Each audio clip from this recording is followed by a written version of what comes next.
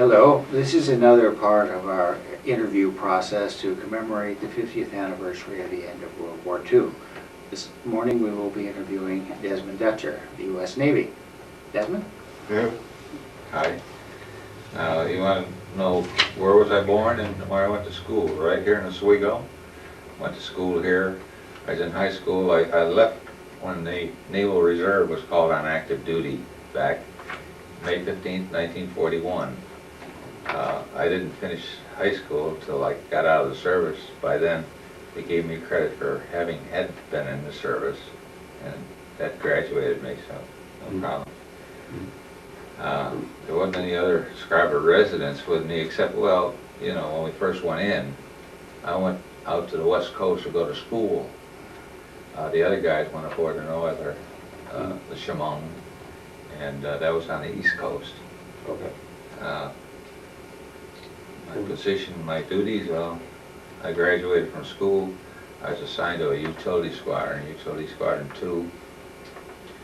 And during the war, we went from squadron 2 to 7 to 9, all utility squadrons. Okay, now I think there are probably people who don't know what a utility squadron is. A utility squadron, we had 2 duties. One was to tow targets for aircraft, gunnery schools, and ships. And we towed them from airplanes.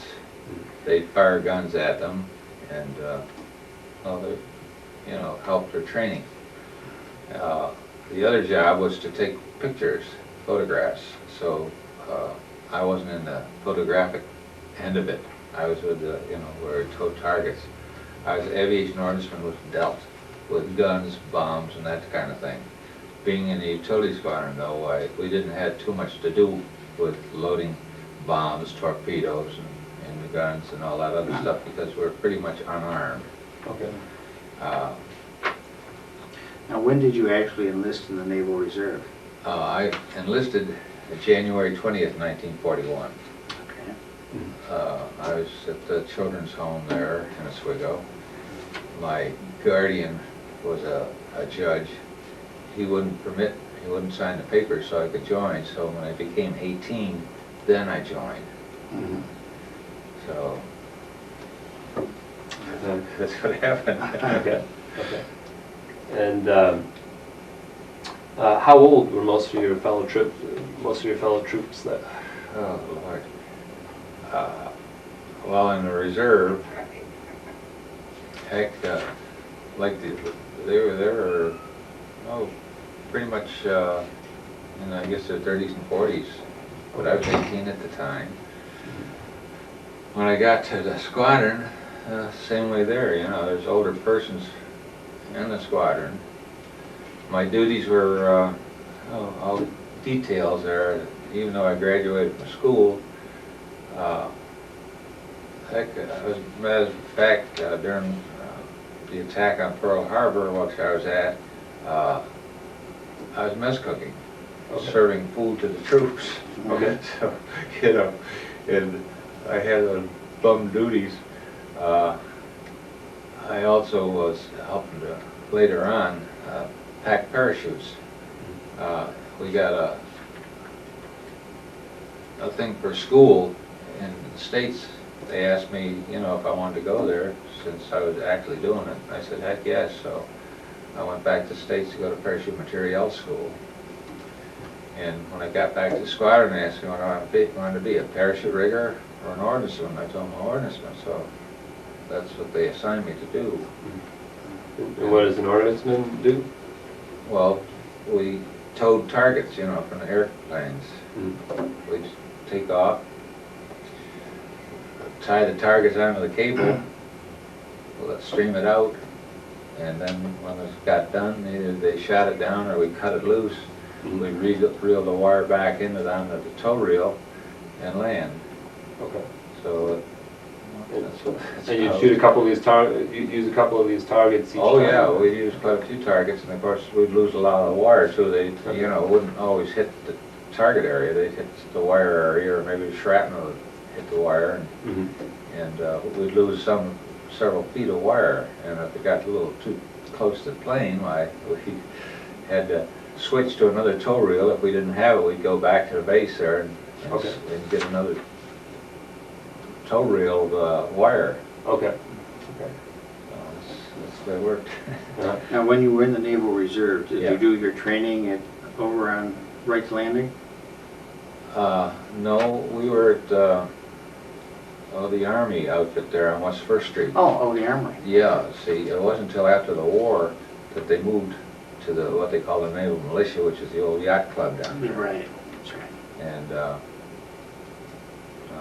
Okay, then you went on active duty and you went where for boot camp? we went to Rhode Island, Newport, Rhode Island. Okay. We all went together, Mhm. and of course, a lot of these guys there, and we'd wear boots or, leggings while we're, on duty there. And the same deal when we go into town to Liberty, wear our dumb leggings, and some of those guys would take them off and leave them in this lumber yard off the base there. And, for them it was a little weird because, heck, they had, they're rated men. And they had considerable time in the Navy, some even were in World War I, Wow. Okay. Well, that's what happened. Now, your unit was actually then called to active duty, is that right? Oh, yes, yeah. What was the date of that? May 15th, 41. Okay. Okay. Then after you left Newport, you went where? I went out to San Diego, California to go to school. Okay. I went out to become a electrician's mate, but everybody figured that, after we got off active duty, why, that'd be a good job, The only other thing they had was aviation ordnance, and I liked aviation, so I figured, what the heck, I'll go for the aviation ordnance, which I did. Mm-hmm. So this was in San Diego? San Diego, yes. Yeah. And then you were shipped from San Diego to Hawaii? Pearl Harbor, yes. Okay. And you arrived there at what point? Oh, I was out there for probably about October or something, Okay. because I got a letter out there in my truck there, October 8th. I was just describing, what was on the base there to Mhm. somebody, and, You were staying on Ford Island? yeah, Yeah. Ford Island, yes, Okay. right in the middle of Pearl Harbor there. Okay. The Naval Air Station there. Okay. So you had several months to get acquainted with the area Oh, yeah. before December 7th. Yeah. Yeah. On December 7th, when was the first time and what was your reaction when you heard of Well, the Japanese coming? we were in our bunks reading magazines and stuff, and we, heard this gunfire, machine guns. And being a Sunday and that, we figured, it was probably the Army, coming there to challenge the Navy. Aerial guns or, combat, not really combat, but flying around there. And we looked out through this, we were on like a veranda there over the field. And we looked at and we saw these planes there, and Lord, there's, flames coming out of the front of them. My God, you hear the bullets ricocheting. What the heck, they're firing real ammunition, We saw the red spots on their planes, and we didn't know it was Japanese, or at least I didn't. I never even gave a thought who the heck it might be. But, what then this chief petty officer, he was running around the other part of the building there, busting out the windows so nobody would get cut by flying glass in case of explosions, blowing the glass into the building. Then they ran us downstairs to get under the mess deck, under the tables, where we're supposed to be safe. Guys are streaming in off the ships, in various stages of undress, and some of them in pretty bad shape, They're doing what they could. They had them laying on the tables and administering them, for wounds and stuff. And then they wanted somebody to get some blankets. I volunteered, but they already had them out. Then they wanted somebody to help clean some machine guns, so I went out to do that because I'd been through ordnance school. I know what that guy's doing. And so I cleaned about 6 or 8 of them, and some guy come in, they wanted to help fight a fire down on the pier. And what it was is the pilings under this cement pier were on fire. The oil on the water was burning, and it got on the pilings there. and there's guys in a motor wheelboat over the side there, spraying the hose on the pilings there to put it out. And we worked our way down, and we just got just about down to the end of it. Whoosh! And we had a flashback, and we had to start it all over again. We finally got it out. By then, most of the action with the Japanese was pretty well over. I went back to the barracks. They're passing out cigarettes, cokes, clothes, and different things like that. Some guys are loading up their clothes, stuffing in their lockers and cigarettes. Everything was for free, and boy, they took advantage of it. But, and then that night, we slept down there in the mess decks, and I loaned some guy my blanket, and that was the last time I saw that. But, all night long, every now and then there'd be some gunfire, and then pretty soon they all opened up. Because, they all saw something or the other. And by then, the planes from the carriers, which were not in Pearl Harbor at the time, came in and started landing. And by then, everybody was armed, of course, and they shot a bunch of them down, killed them, That's what it was. Now, with all the casualties from the Yeah. attack, did they start setting up makeshift hospitals in the mess hall and places? Well, that's where they treated them, yes. The Uh-huh. guys were coming in off the ships, Okay. and on the land. And of course, the hospital was right across the street from where I was. I was in the main barracks there. And I don't know what was going on over there, but I imagine there's a bunch of people being taken care of there too. Okay. And of course, the Marines, they were out in the streets there with their rifles and that, but they're pretty ineffective, but Okay. you. Yeah. Can you describe what, maybe if you walked around later, can you describe some of the scenes that you saw? Oh yeah, Lord, they bombed a bunch of the buildings. Like when I went to pack parachutes and that building there was wiped out there. They full of holes and all that. Of course, all the planes were shot up and banged and bombed and strafed with machine guns, and it was really a mess around the whole island there. Mhm. And of course, the ships were all laying over, sunk, burned, and they're just bad. Mhm. I would imagine that for the few days after Pearl Harbor, there were a lot of rumors flying. Well, I don't remember any Okay. rumors in that. Somebody was saying, it was Japanese, but I didn't understand what the deal was. Why the Japanese would do that. Of course, I wasn't that familiar with Japanese or anything. So Let's see. What was the attitude of most of the soldiers after the attack? they're all pretty bitter, of course. But I don't know what their attitude was.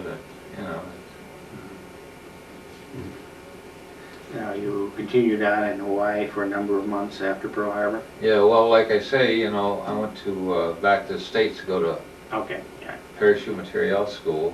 Mhm. And when we got back, by then we went overseas. So, I wasn't there that much. Mhm. Where else did you go overseas? We hit most of the various islands in the Pacific. We go from one to another to another. As the war progressed, we went with them. Of course, we were back a little ways because we were primarily non-combatants. We didn't have any guns in our airplanes. We had most of the armament was taken off, so that the planes would be lighter for all the towing gear that we had. And that's pretty much what it was. Okay. So you were helping to in the training with the targets That's about it, as yes. they went along to each Yes, island. And- yeah.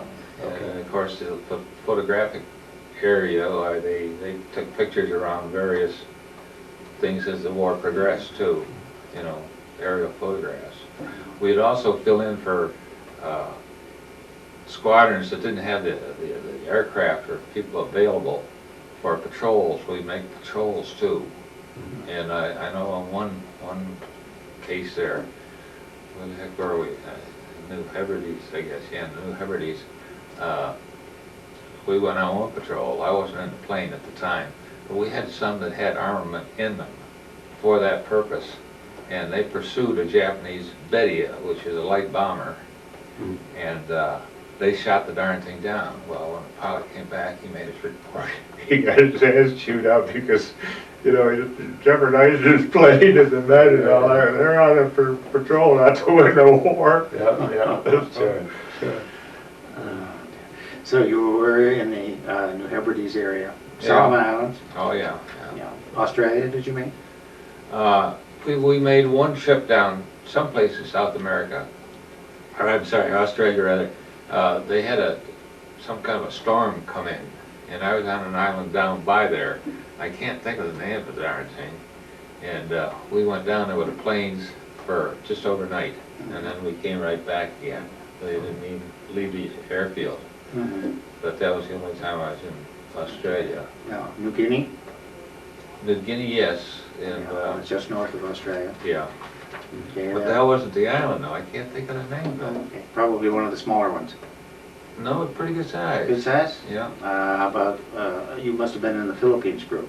Oh, I ended up in the Philippines, Okay. but that's further north. Right, yes, that's right, yeah. Yeah. When you were, you said your division was a little bit behind everyone else because they were not doing a lot of the training with the Yeah. targets. So by the time you arrived at most of the islands, were they already secure? Well, we've taken the islands, but there's a lot of Japanese around, Okay. and mostly non-combatant. And but we were armed so that, you know, in case we ran into and had encounters with them, we could defend ourselves. Okay. Okay. When you were at some of the islands, some of the smaller islands or the Philippines, Yeah. what was the reaction of the people on those islands? The people who lived there? They're all friendly, and most of the islands, they had natives there, and they had a whole bunch of kids and that, and they're more of a pain in the butt, than anything else, Okay. They'd want stuff from you, of course we had everything, the food and everything else, and Mhm. they weren't too advanced, Mhm. and that, so you had all this equipment, and they didn't know anything about it. Okay. Okay. And then where did you go after that? After you were in the Philippines, you ended up there. Yeah, I ended up there, and then they said that, well, we gotta get rid of the guys in the States before we can send you back for separation, so Okay. we were stalled around there for a while, and finally they sent us back. Okay. And I went back to Long Island for separation. Mhm. Now, do I recall that you were in Japan sometime or other? Oh, yeah, later on, yeah, I was there for 4 years. I was, correctional counselor there in the brig in Japan for 4 years. No, were you on active duty or? Oh, yeah. Oh, yeah. I see, okay. I was USN then. Before that, I was USNR. Okay, right. But, and I was also liaison to the Japanese prison there. They had Americans in the Japanese prisons for various offenses, Mhm. murder, rape, arson, all different kinds of stuff. And we, worked with the Japanese with them. They'd go down, we'd discuss problems and stuff, and we'd talk to some of them. And we'd bring them mail and movies, or not movies, but things. I used to feed, bring food to them too, every week. I'd bring out various amounts of food, because, they couldn't just live on Japanese food. Mhm. So the Americans would, help feed them too. Okay. Fish heads and rice were not too No, evident. but, You were in there. You were there in Japan. It was 1964 to 69. Is that right? 65 to 69. Okay. Yeah. Okay. That long after World War II, how was the feelings towards Americans then? It was all right. Heck, I got along real fine with the Japanese, I met one of the big shots there, some kind of lawyer or the other, He bowed real deep, and I bowed back, and I didn't know what the heck to do, but, I just followed suit. And apparently that was a greeting, and heck, they respected us. Okay. And we got along fine, no problems. Now, were you based in Yokohama?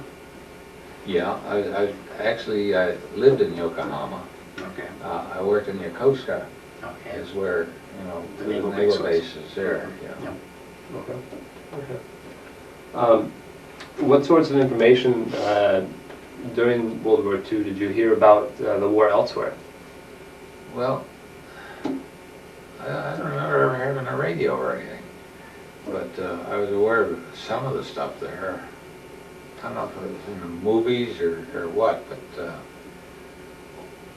I knew some about, you know, the British and stuff, and farther there, I don't just remember where it was, but I know that some of them showed some of their warfare and stuff like that.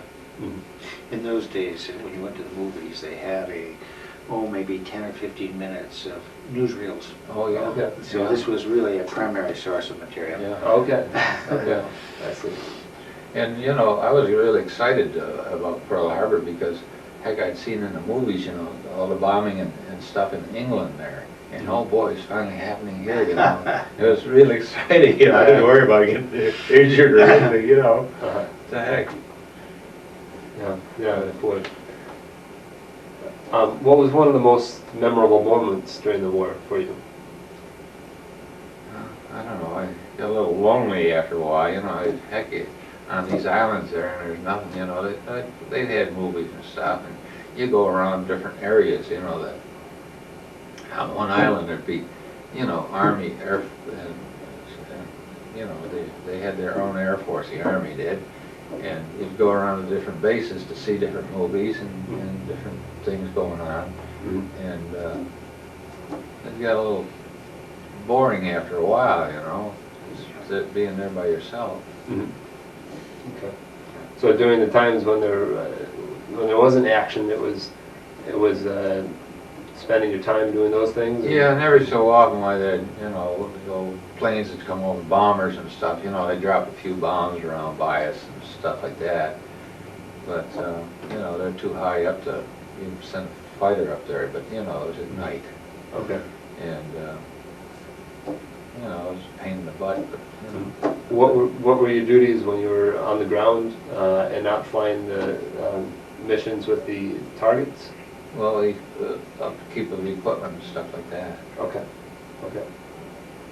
Now, did you have USO troops come in to entertain anywhere along the line? Not where I was. I don't know, you know, you say Yeah. Bob Hope was with a USO troop here and there and that, but, you know, you'd hear about it, but I don't know. Not in your area? No. Okay.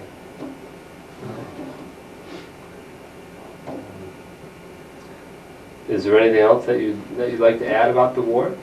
Not that I know of, no. Okay. What kind of things did you do? I guess when did you come back to the U.S.? You were enlisted in the Navy for several years, and then when did you come back? Well, like, at the end of the war there, that was, I think about December of '45 or so. Then I joined the Naval Reserve again, got called on active duty for the Korean War. Spent about a year and a half on active duty for that. I got in the Naval Reserve again, and when I got in the Reserve, I was Airedale, of course. Well, they didn't have any Airedales there. Then I had to change my rating, and I figured, you know, engineman would be a good thing to go for, you know, diesel engines and stuff. The Bureau disapproved it, so they said, try something else. What else is there? Why don't you try personnelman? I said, what the heck's personnelman? I said, well, it's a clerical rating. Except you talk to people. I said, put me in for that, because I'm a bullshitter from the word go. And I put me in for that. I was approved. So I became an engineman, or a personnelman. And, you know, I switched right over. I was second class at the time. And I was down there at the Reserve Training Center doing paperwork for, you know, recruiting and that kind of stuff. And the commanding officer said, why don't you come in every day? And I said, doggone, I'm on my own time. Be thankful I'm here today. And they said, no, I didn't put in for it. So I said, what the heck, I'd lost my civilian job, why not? So I put in for it. It was approved, so I worked down there for a while until the Navy decided to do away with what they called the TAR program, Training and Administration of the Reserve. So I figured, well, you either ship regular or get out, so I shipped for 6 years because, heck, by then I had about 10.5 years of active duty. And I figured a little over halfway, so, you know, if I go for 6, it'll be just about it, you know? So that's what I did. Okay. And what did you do when you came back to Oswego or back to Scriba? Well, I worked Flexo Wire Company. I worked there, and that's where I got laid off from. That's when I, you know, went back to Reserve Training Center there. Okay. Very good. But that's about it. Well, that's very good. We appreciate your coming in. Quite all right. Yeah, thanks very much. Okay. Okay. Thank you. Appreciate it. Okay. All right.